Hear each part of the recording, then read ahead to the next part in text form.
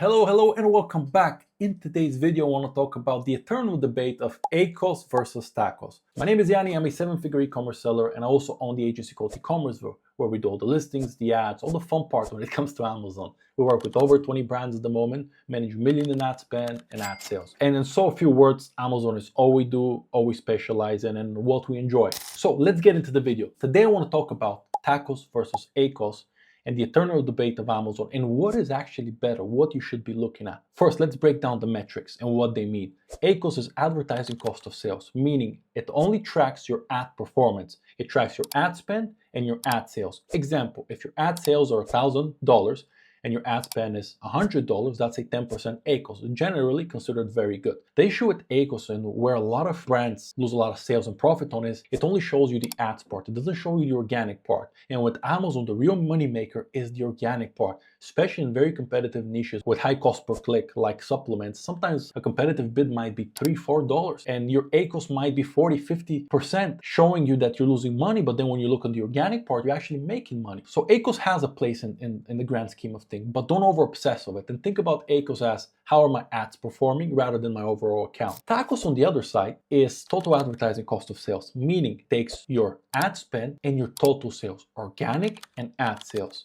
Example, if you spend £100 on ads and you generated £1,000 total sales, ads and organic, that's a 10% TACOS. What is a good TACOS? That is very depending on your margin. If your margin is 30%, TACOS 10% is great. If your margin is 10%, TACOS is 10% is not great because you're breaking even. So it's all depending on your margin. But of course, the lower the better. What you need to be careful with TACOS is if it's very low, many times it means that you're leaving a lot of money on the table because you're not being aggressive enough with ads. Why do I personally prefer TACOS? It's because it gives me a lot more details. It shows me my overall profitability on ads. And the whole reason you should be using ads is to push your sales so you can have more organic sales, because that's the real money maker on Amazon. Organic sales is where you really make money on Amazon.